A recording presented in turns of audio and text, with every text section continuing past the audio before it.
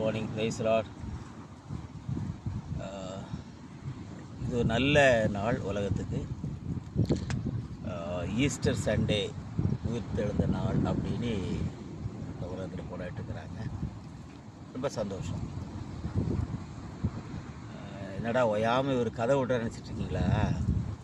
இன்றைக்கி ஒரு முக்கியமான நான் சின்ன குட்டி பிள்ளை இருக்கும்போது இதெல்லாம் எங்கள் டேடி எனக்கு சொல்லிக் கொடுத்த ஒரு குட்டி கதைகள். ஒரு காட்டில் ஒரு வேடன் இருந்தான். அவனுக்கு என்ன வேலைன்னா வேட்டையாடுவான். அந்த காட்டில் என்னெல்லாம் முட்டை கிடைக்குதோ அந்த முட்டைகளெல்லாம் பொறுக்கிட்டு வருவான். கௌதாரி முட்டை, காக்கா முட்டை, கழுகு முட்டை, இப்படியெல்லாம் முட்டையெல்லாம் பொறுக்கி கொண்டு வீட்டில் வச்சுருந்தான். ஒரு நாள் தான் வீட்டில் கோழி அடை காத்துட்டு இருந்துச்சு. கோழி முட்டை இருந்துச்சு. இந்த வேடை நினச்சி தான் பொறுக்கி கொண்டு வந்த முட்டையெல்லாம் கொண்டு இந்த கோழிக்கிட்ட வச்சிட்டான். கோழி முட்டை, வாத்து முட்டை, கழுகு முட்டை, காக்கா முட்டை, கௌதாரி முட்டை, இப்படி நிறைய முட்டைகளை கொண்டு வச்சிட்டான். இப்போ நாள் வந்தவுடனே அந்தந்த முட்டைகள் குஞ்சுகளை பொறிக்க ஆரம்பிச்சது. குஞ்சு பொறிச்ச உடனே எல்லா குஞ்சும் சின்னதாக இருக்கும்போது அழகாக இருந்துச்சு. இப்போ இந்த கோழி அழகாக அதை கிண்டி தன் குஞ்சுகளுக்கு என்ன செய்யும், இற கொடுக்கும். அப்போ முதல்ல எல்லாமே காய் பூன்ட்டு அழகாக கூட தான் இருந்துச்சு. அந்த நாள் வந்த உடனே இந்த கோழி முட்டையில் பிறந்த கோழி குஞ்சுகள் மட்டும் அந்த கோழியுடைய சத்தத்துக்கு செவி கொடுத்துச்சு. இந்த வாத்தில் முட்டையில் இருந்த இந்த வாத்து தொக்கன்னு சொல்லிட்டு எங்கே தண்ணி கிடக்கும் அங்கே பார்த்து ஓடிச்சிட்டு, இந்த காக்கா மட்டும் அந்த காக்கா அந்த கோழி குஞ்சை கொத்த ஆரம்பிச்சிட்டு கோழி குஞ்சை பிடிக்க ஆரம்பிச்சிட்டு. இந்த கோழி கொடுமையான கோவம். இந்த சண்டை தீர்க்க முடியல. ஆனால் இந்த கழுலேருந்து வந்த இந்த கழு குஞ்சுக்கு மட்டும் இந்த கோழி பாசையோ, இந்த வாத்து பாசையோ, இந்த கௌதாரி பாசையோ ஒன்றுமே தெரியாமல் திருன்னு முழிச்சிட்டு இருந்துச்சு. அதுக்கு பார்வையெல்லாம் மேலே தான் பார்த்துட்டு இருந்துச்சு. ஒரு நாள் இந்த கோழி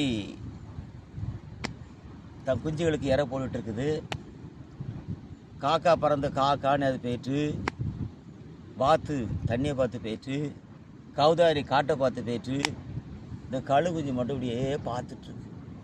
இதுக்கு ஒன்றுமே புரியலை. அப்போந்தான் எங்கேயோ இருந்து அதுக்கு ஒரு சத்தம் கேட்டுச்சு. ஏய் அப்படின்னு சத்தம் கேட்டுச்சு. அந்த சத்தம் அந்த கழுகு குஞ்சுக்கு ரொம்ப அழகாக புரிஞ்சுது. இது என்னுடைய தாயின் சத்தம் அல்லவா, நம்ம எங்கேயோ மாட்டிக்கிட்டோமே அப்படின்னு இருக்கும்போது தான் அந்த அந்த அந்த அந்த தாய்க்களுடைய கண்கள் இந்த கழுகு குஞ்சை நோக்கி பார்த்துட்டு அது செய்து, யூஸ் யுவர் விங்ஸ், உன்னோட ரெக்கையை பயன்படுத்து அப்படின்ன உடனே இந்த கழுகு குஞ்சு அதை நோக்கி பறந்து போக ஆரம்பிச்சு. கோழி குஞ்சு மட்டும் கோழியோடு கூட இருந்துச்சு. இது எனக்கு ரொம்ப பிடிச்சமான ஒரு கதை. அதே போல் நம்ம இந்த உலகத்தில் வந்துட்டோம், உலக பிரகாரமாக வாழ்கிறோம். எங்கேயோ ஒரு பெரிய சபை, பாஸ்டர், போதகர் நம்ம உட்காந்துருக்கோம். தப்பு இல்லை, நான் எதையுமே குறை சொல்ல. ஆனால் தேவனுடைய வித்து, அவருடைய வார்த்தை நமக்குள் தரித்திருக்குமே ஆனால் அந்த கடவுள் சத்தம் கேட்ட உடனே நம்ம இருக்கிற சூழலை விட்டு அவரை நோக்கி பறப்பதற்கான அந்த கண்களும் அந்த இருதயங்களும் நமக்கு கொடுக்கப்படும். இல்லாவிட்டால் நாங்கள்லாம் ஒரே சபையை சார்ந்தவங்க தான், ஒரே கூட்டம் தான். நாளொன்று வரும், அப்பொழுது வாத்து குளத்தை பார்த்து போன மாதிரி, கௌதாரி காட்டை பார்த்து போன மாதிரி, கோழி புழுவத்துங்க போன மாதிரி அவனவன் தன் பாதைக்கு சென்று விடுவான். ஆகவே தான் வேத தெளிவாக சொல்கிறது, ஒரு நீர் அன்பாக இருந்தால் வசனத்தை கை கொள்வார். எனக்கு அன்பான தெய்வத்தின் பிள்ளைகள், அது ஈஸ்டர் கால வேளையில் நாம் கர்த்தருடைய சத்தத்தை கேட்கிற ஒரு கழுகை போல, ஒரு புறாவை போல வாழ்ந்து தேவனுக்காக வாழ வேண்டும் என்று கிறிஸ்துவுக்கு வேண்டிக் கொள்கிறேன். கர்த்தர் அவர் ஆசீர்வதிப்பாராக. ஆமென், ஆமென்.